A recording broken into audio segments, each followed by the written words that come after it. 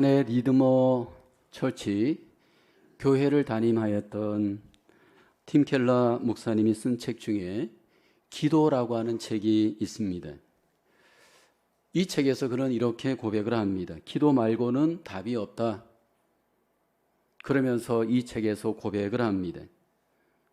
왜 이분이 기도의 결론을 내렸을까? 팀 켈러 목사님 평생 목회하면서 기도하였습니다. 그렇지만 그 기도의 능력을 절실하게 경험하지는 못했습니다.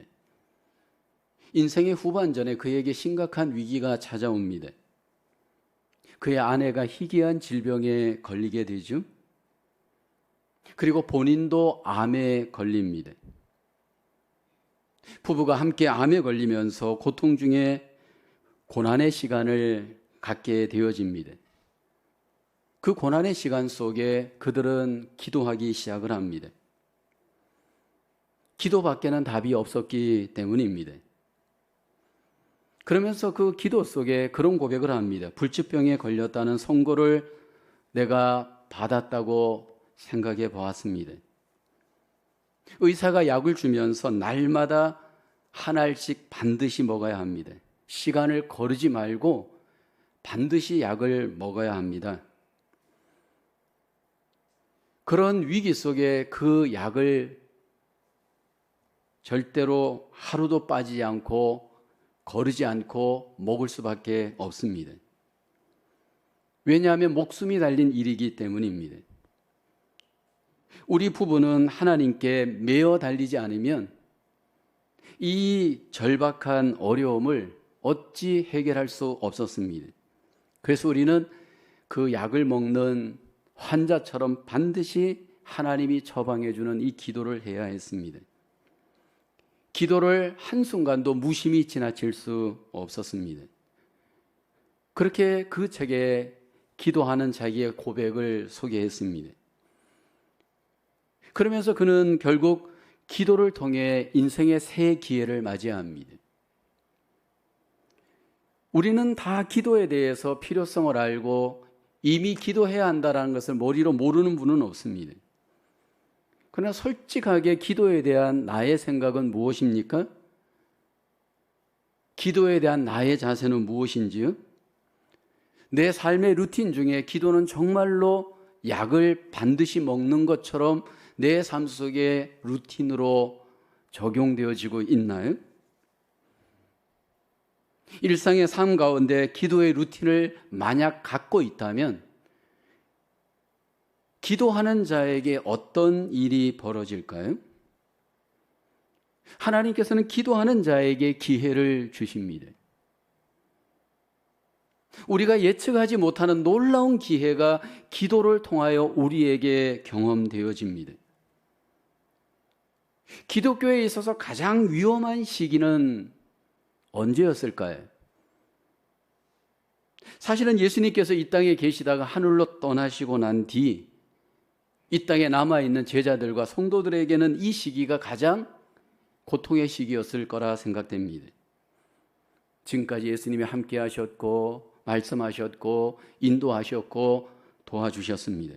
그런데 갑자기 함께 계시던 예수님이 하늘로 가시고 난 뒤에 졸지에 제자들과 성도들만 남아 있습니다. 얼마나 그 상황이 공허하겠습니까? 마음도 힘들고 삶이 굉장히 힘들었을 겁니다. 감람산에서 돌아온 예수님과 함께했던 제자와 성도들은 예루살렘을 떠나지 말아라, 예수님의 말씀을 따라 예루살렘을 떠나지 않았습니다. 그리고 함께 그들은 기도하였습니다. 그들의 고향은 대부분 갈릴리였습니다. 갈릴리로 돌아가지 않았습니다. 예루살렘에 모였고 그리고 기도하였습니다. 미래를 알 수 없는 불안한 정황, 현재를 이길 수 없는 고난의 시기에 그들은 기도하였습니다. 기도하면서 그들 속에 놀라운 새 기회를 경험하게 됩니다. 첫째로 기도는 마음을 같이하여 더불어 하나 되는 기회가 됩니다. 오늘 본문 13절 들어가 그들이 유하는 다락방으로 올라가니 베드로, 요한, 야고보, 안드레와 빌립, 도마와 바돌로메, 마테와 및 알페오의 아들 야고보, 셀롯인 시몬, 야고보의 아들 유다가 다 거기 있어. 14절을 보면 여자들과 예수의 어머니 마리아와 예수의 아우들과 더불어 마음을 같이하여 오로지 기도에 힘쓰더라. 예루살렘에서 돌아온 제자들과 성도들이 마가의 다락방에 함께 모였습니다. 가룟 유다를 빼고 11명의 제자들, 예수님의 어머니, 또 예수님의 동생들, 최소한 4남 2녀였으니까 그 숫자들 합쳐서 총 120명이었습니다. 만약 이들이 각각 흩어졌다면 얼마나 여러분 불안하고 힘들고 두려웠겠습니까? 그런데 기도를 통해 그들은 서로 함께 모였고 함께 마음을 모아서 하나님 앞에 기도합니다. 이 숫자가, 이 모임이, 이 기도가 교회의 기초가 됩니다. 예루살렘 교회가 탄생하게 되어지는 놀라운 기회로 하나님이 이용하십니다.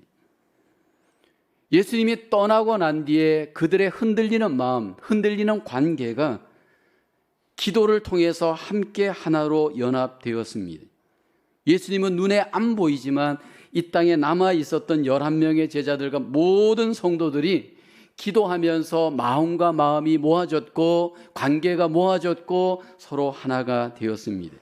그래서 한 공동체로 경험되어지는 은혜가 그들 속에 임재합니다.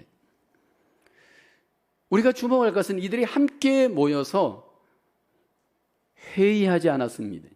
함께 모여서 조직을 하지 않았습니다. 함께 모여서 논쟁하지 않았습니다. 함께 모여서 무조건 교제하지 않았습니다.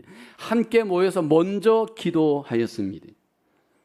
힘들고 어려운 삶의 정황에서 약속을 따라 하나님 앞에 함께 기도하였습니다. 응답이 있을 때까지 서로 함께 기도하였습니다. 그리고 열흘째 되는 날에 하나님께서 그 함께 연합하여 기도하는 그 기도 속에 응답을 하십니다. 마음을 하나로 하여 믿음을 하나로 하여서 기도하였습니다. 성령께서 베풀어 주실 놀라운 주님의 그 침례, 세례에 대한 약속에 대한 믿음이 그 안에 있었습니다. 그 기대감을 갖고 그 꿈을 갖고 그 목표를 갖고 모여서 하나님 앞에 함께 기도하였습니다. 그러면서 그들은 흩어지지 않고 서로 하나 되어져 함께 연합하여 교회를 세우는 놀라운 기회를 이룹니다. 여러분, 우리의 삶 속에 함께 연합하여 기도해 본 경험들이 있으신지요? 역사가 오래된 교회일수록 그런 경험들이 분명히 있습니다.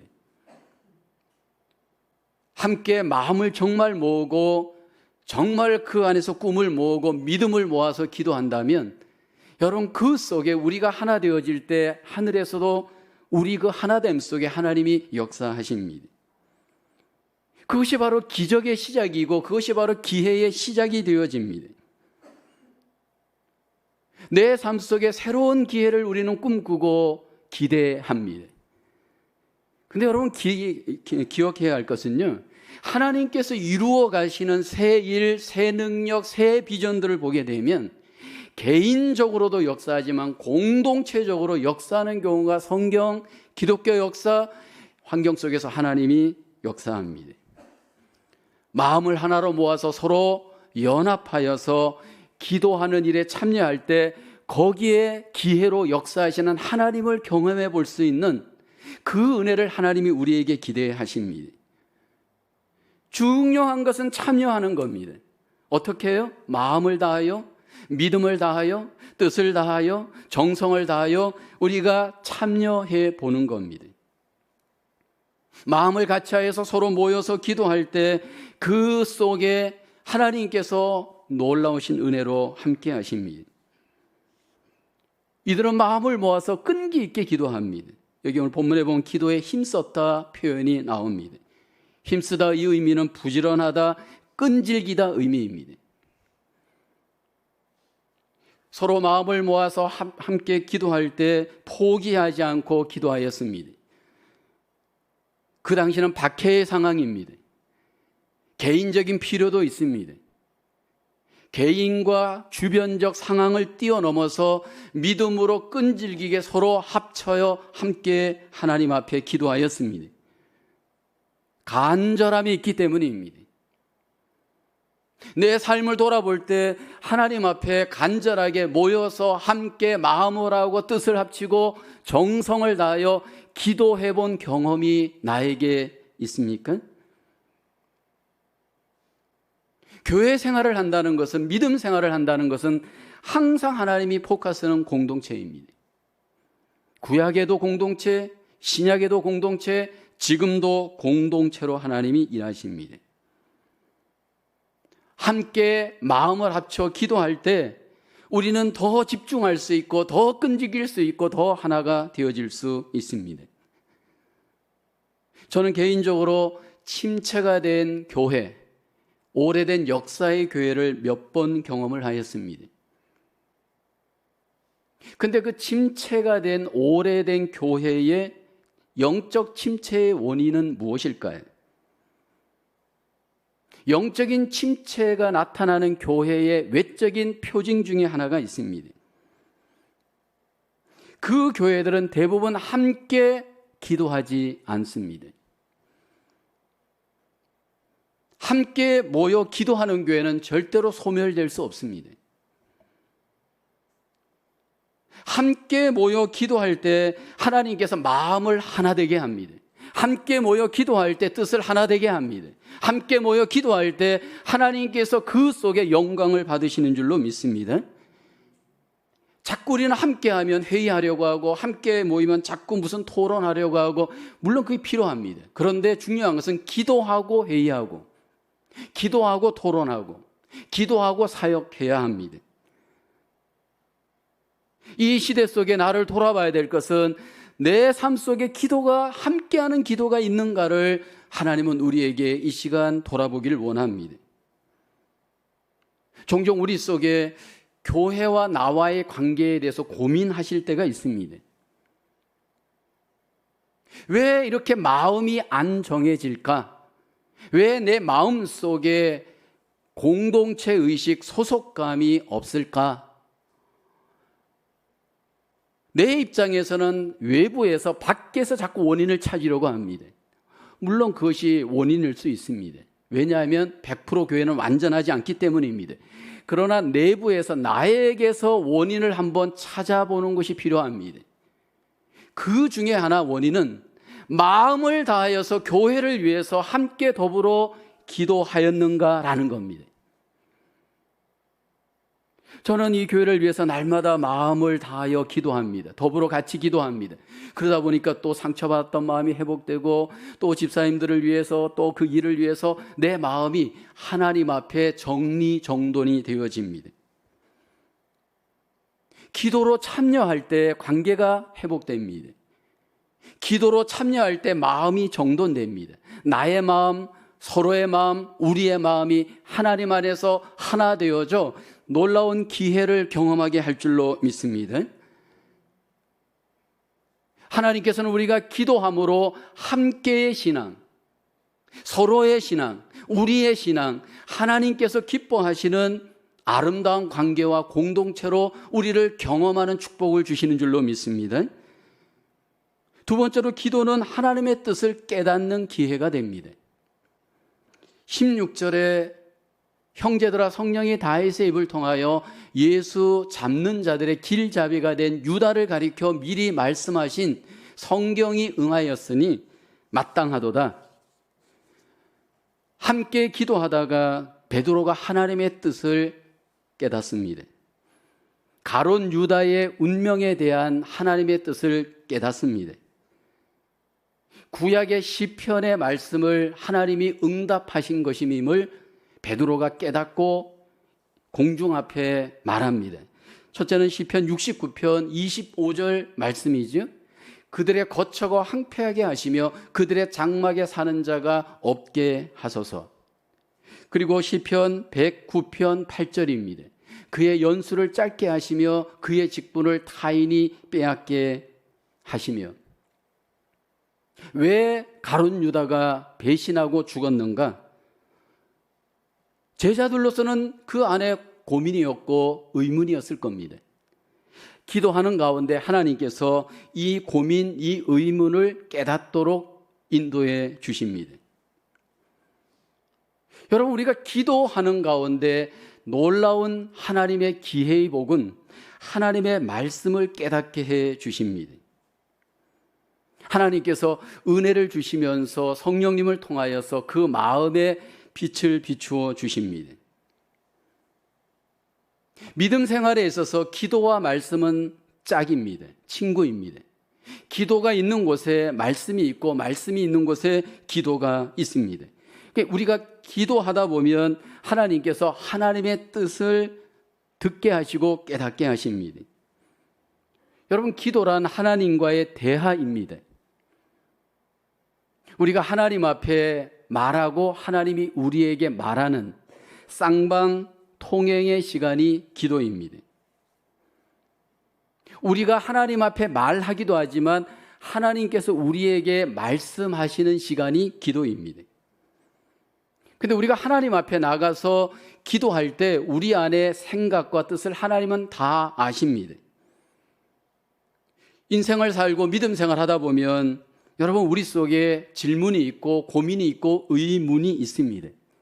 특히 하나님의 말씀에 대해서, 하나님의 뜻에 대해서 우리에게 고민이 있는 채로 기도합니다. 하나님께서 그 기도를 들으시면서 그 비밀을 깨닫게 하십니다. 기독교의 기도와 타종교의 기도가 여러분 너무너무 틀립니다. 예를 들어서 불교에도 기도가 있고 힌두교, 이슬람교, 심지어는 무속 어떤 미신에도 기도가 있습니다. 근데 그들의 기도의 공통점이 뭡니까? 자기 열심으로 주문을 외웁니다. 무슨 말인지도 모르고 막 주문을 외우면서 신비한 엑스타시를 경험하잖아요. 그러면서 자기 도취가 되어지고 자기 만족에 빠져버립니다. 근데 기독교의 기도는 그렇지 않습니다. 인격적인 하나님과 인격적인 내가 믿음을 갖고 쌍방으로 대화하는 시간이 바로 기도입니다. 그러니까 기독교의 기도는 철저히 인격자이신 하나님을 의식하는 말을 하는 겁니다. 예를 들어서 내가 무슨 말을 하는지도 모르고 기도한다면 그건 잘못된 기도입니다. 내 안에 생각을 갖고 의식을 갖고 하나님 앞에 말하고 그리고 난 뒤에 하나님의 말씀을 듣는 시간이 바로 기도입니다. 근데 우리가 하나님 앞에 나아가 기도할 때 하나님께서 우리의 기도하는 소리뿐만 아니라 기도하는 생각을 아십니다. 특별히 우리의 생각 속에는 고민이 있고 질문이 있는 것을 하나님이 아십니다. 120명이 마가의 다락방에 모여서 기도할 때 제자들 베드로의 가장 큰 고민은 무엇이었을까요? 그 내면 속에 하나님 왜 12명 중에 한 명은 죽어야 했습니까? 가룟 유다가 이렇게 죽고 이렇게 하나님 되어진 일은 과연 어떤 의미가 있을까요? 이러한 그들의 마음과 생각을 하나님은 다 아십니다. 그리고 이제 말씀을 통해서 깨닫게 하십니다. 그러면서 그것이 성경의 응답, 하나님의 언약의 응답이신 것을 깨닫게 하십니다. 그리고 난 뒤에 사도권을 회복합니다. 왜 사도권을 회복해야 되느냐 하면 그것이 바로 교회를 회복하고 하나님 나라를 세우는 기초가 되어지기 때문입니다. 그래서 결국 12명 중에 한 명이 죽고 난 뒤에 이 말씀을 깨닫게 하고 하나님의 뜻을 보여주면서 하나님이 이 기도회 속에 하나님의 놀라운 인도하심을 허락하랍니다. 여전히 오늘 우리도 기도할 때 하나님이 하나님의 뜻을 깨닫게 하십니다. 그런데 이것이 정말 내가 기도하면서 하나님 앞에 묻고 인도를 구할 때 이게 하나님이 주신 깨달음인가 아닌가, 어떻게 그 사이를 분별할 수 있는가라는 겁니다. 우리가 이제 묵상을 하면서 묵상한 말씀을 이해하기 위해서, 깨닫기 위해서 하나님께 기도하잖아요. 하나님, 이게 무슨 뜻인가요? 하나님, 이 본문 속에서, 이 말씀 속에서 하나님의 뜻을 알려주세요. 그렇게 하나님의 뜻을 묻게 되어집니다. 그럴 때 하나님께서 우리에게 보여주시는 깨달음에 쌓이는 마음으로 옵니다. 마음에 어떻게 오느냐면 빛이 임재하는 순간 마음속에 모든 어두움들이 거치어지고 여러분 그 속에 뜨거움과 놀라운 평안함이 찾아오게 되어집니다. 성령님께서 우리 속에 임재하여서 깨닫게 하는 순간 내 속에 주의 음성을 경험하게 되면서 마음속에 빛의 경험을 합니다. 저희 교회 제자훈련을 하다 보면 제자훈련에 들어오셔서 가장 우리가 하는 훈련이 묵상 속에 하나님의 뜻을 경험하는 훈련입니다. 근데 많은 분들이 믿음 생활을 하면서 말씀 가운데 하나님의 뜻을 깨닫는 부분에 있어서 어려움을 겪습니다. 그 이유가 무언가를 봤더니 하나님의 말씀에 대한 깨달음을 하나님께 인도함을 받는 경험들을 삶 속에서 많이 못했기 때문입니다. 근데 이제 묵상을 하고 기도를 하면서 깨달음을 얻는 분들은 너무너무 기뻐합니다. 하나님의 뜻을 깨닫는 순간 내 안에 평안이 임하고 내 삶 속에 하나님의 인도를 받기 때문입니다. 심지어는 어떤 사고가 일어나고 문제가 생길 때 왜 이 상황이 나에게 일어났는지도 하나님이 그 묵상 속에 기도하면서 하나님의 뜻을 깨닫게 하십니다. 인생은 질문의 연속입니다. 인생은 고민의 연속입니다. 근데 여러분 질문만 있고 고민이 있는데 그것에 대한 답은 없을까요? 만약 여러분 질문만 있고 고민만 있다면 우리 인생은 너무 갑갑하고 답답할 수 있습니다. 믿음 생활하면서 왜에 대한 하나님의 답이 없다면 우리 속에 하나님의 인도를 받지 못한다면 얼마나 갑갑하고 답답합니까? 저도 30대, 40대 때 하나님의 뜻이 무엇입니까? 고민을 하면서 많은 책을 읽었던 적이 있습니다. 일주일에 2권씩 1년에 100권. 그렇게 한 10년 정도 읽으니까 한 2,000권 읽고요. 20년 되니까 한 4,000권 되어지고요. 뭐 이런저런 책들을 참 많이 읽었습니다. 지금도 물론 책을 읽고는 있습니다. 그러나 지금하고 그때하고 좀 다릅니다. 그 많은 책들을 읽으면서 어떤 것이 하나님의 뜻인지에 대해서 구하고 찾을 때 내가 아닌 다른 사람을 통해 하나님이 보여주신 하나님의 뜻을 그 책을 통해 받기도 합니다. 근데 만족이 없습니다. 이 책을 통해서 감사는 하지만 만족이 없습니다. 저 책을 통해서 감사는 있지만 만족이 없습니다. 결국 저도 깨닫는 것이 하나님 앞에 내가 기도하면서 깨닫는 깨달음의 은혜가 제일 큰 복이구나. 인생 후반전으로 올수록 이제는 점점 더 기도하며 하나님의 깨달음을 구하게 되어집니다. 하나님은 기도하는 자에게 깨달음의 은혜로 기회를 주시는 줄로 믿습니다. 우리의 삶 속에 삶의 질문과 고민, 믿음에 대한 고민과 질문을 갖고 여러분 기도할 때 하나님이 주시는 이 깨달음의 은혜가 우리에게도 임하는 줄로 믿습니다. 하나님은 때로 우리가 말씀을 통해 깨닫지 못할 때 꿈을 통해 환상을 통해 우리에게 일하시기도 합니다. 사도행전에 보면 베드로가 기도하다가 하나님의 말씀을 통해 깨닫기도 하지만 꿈과 환상을 통해 하나님이 베드로에게 하나님의 뜻을 보여주기도 합니다. 사도행전 10장에 가보면 베드로가 기도하다가 환상을 봅니다. 지붕에 올라가서 기도하는데 갑자기 베드로가 환상을 봅니다. 공중에서 보자기에 담긴 그릇이 내려옵니다. 그런데 그 그릇 안에는 땅에 있는 각종 네 발 가진 짐승과 기는 것과 공중에 나는 그것들이 그 보자기 안 그릇에 담겨 있습니다. 그리고 갑자기 소리가 나서 베드로에게 말합니다. 일어나 잡아먹으라.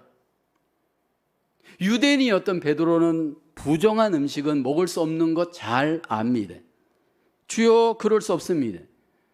속되고 깨끗하지 아니한 것을 내가 결코 먹지 않겠습니다. 두 번째 소리가 납니다. 잡아먹어라. 그럴 수 없습니다. 세 번째 베드로에게 그 일이 일어납니다. 그때 하나님께서 베드로에게 하나님의 뜻을 알려줍니다. 사도행전 10장 19절 20절을 보게 되면 베드로가 그 환상에 대하여 생각할 때에 성령께서 그에게 말씀하시되 두 사람이 너를 찾으니 일어나 내려가 의심하지 말고 함께 가라. 내가 그들을 보내었느니라 하시니 이 두 사람이 누구냐면 바로 고넬료 이방인에게 온 심부름꾼입니다. 유대인으로서 베드로는 이방인은 구원받을 수 없다. 사람의 뜻으로 생각하고 있었습니다. 이러한 베드로에게 하나님의 뜻, 모든 사람들이 구원받을 수 있다라는 것을 하나님이 환상을 통해 베드로에게 보였습니다. 베드로가 그 하나님의 뜻을 받고 난 뒤에 어떻게 합니까? 인도함을 따라 순종하죠. 그래서 고넬료에게 가서 침례를 주고 이방인도 구원받을 수 있음, 이방인도 침례받을 수 있고 성령 받을 수 있음을 경험을 합니다. 여러분, 우리의 삶은 제한적입니다. 우리의 믿음은 제한적입니다. 수십 년 믿음 생활했어도 여전히 우리는 부분입니다. 많이 공부하고 많이 알고 많이 경험하였어도 여전히 우리는 제한적입니다. 하나님의 뜻에 대하여서 우리는 100% 모릅니다. 그래서 우리에게는 기도가 필요합니다. 하나님 앞에 기도하면서 하나님의 뜻을 깨달을 수 있는 우리의 삶이 되어지기를 하나님은 기대하십니다. 다시 한번 우리의 삶이 하나님의 놀라우신 뜻을 깨닫고 그 인도를 받을 때 우리의 삶 속에 새로운 인생의 기회가 오는 줄로 믿습니다. 생각 속에, 마음 속에 하나님의 뜻을 알고 깨닫게 되어질 때 보는 눈이 다르고 들리는 귀가 달리고 모든 삶이 하나님 안에서 새롭게 경험되어지게 될 줄로 믿습니다. 세 번째로 기도는 하나님의 우선순위를 감당하는 기회가 됩니다.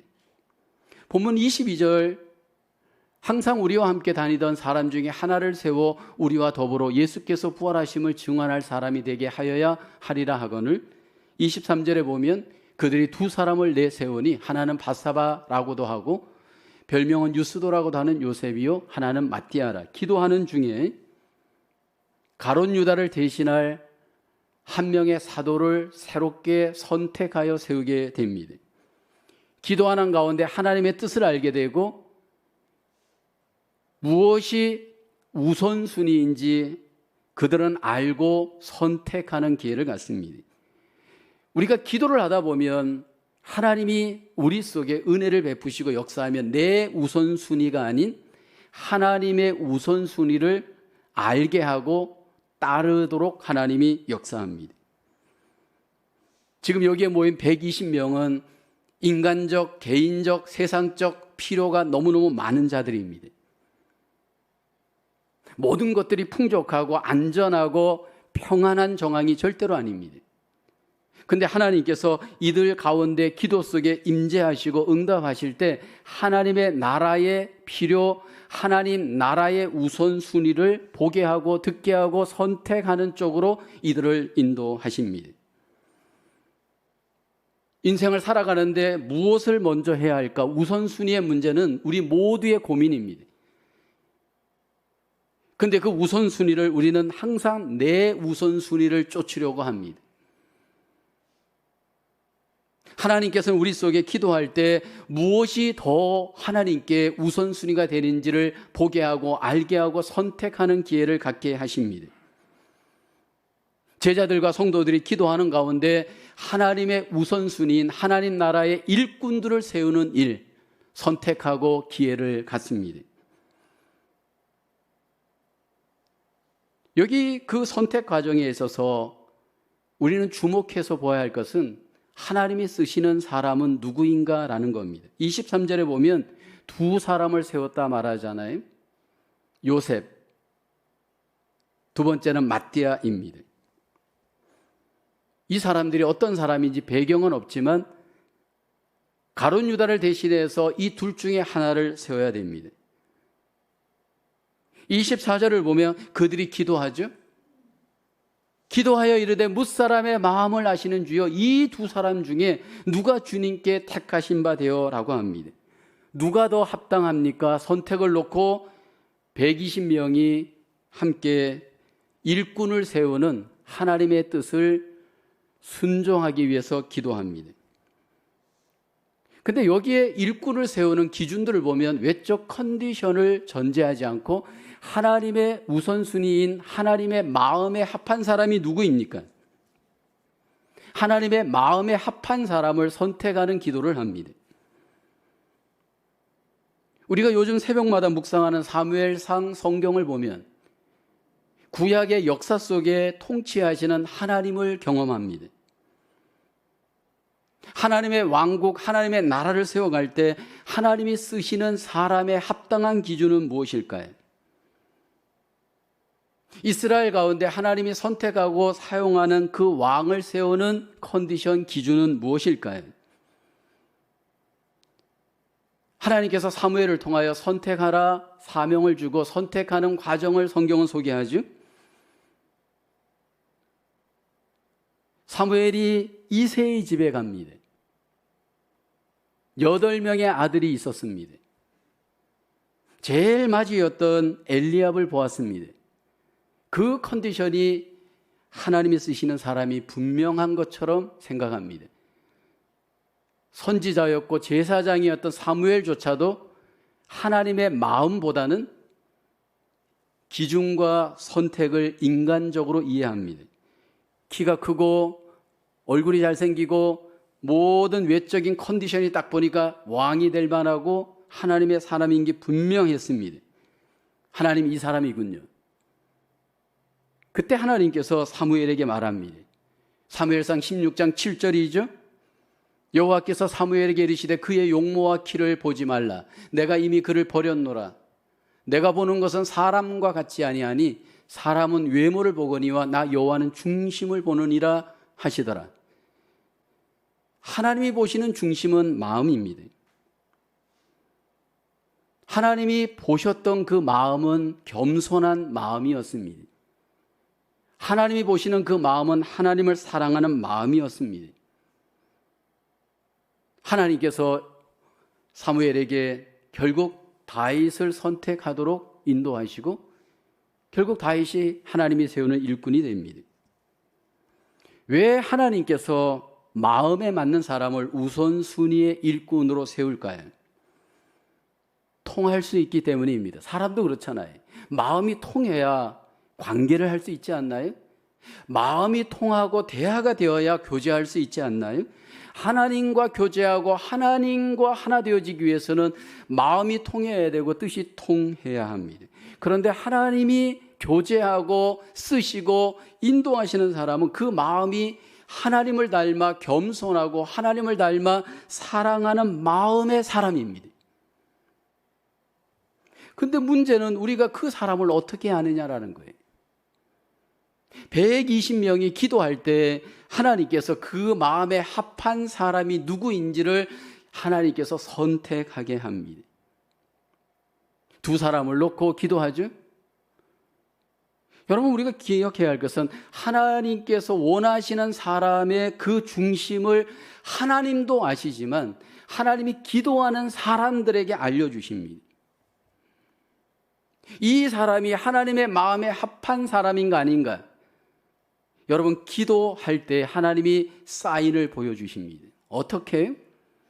저는 몇 번의 임직식을 거치고 몇 번의 사람들과 제자훈련을 20몇 년을 하면서 경험한 것이 그거예요. 테스트를 해보는데 어떻게 테스트를 해보냐 하면 마음이 통하는가라는 겁니다.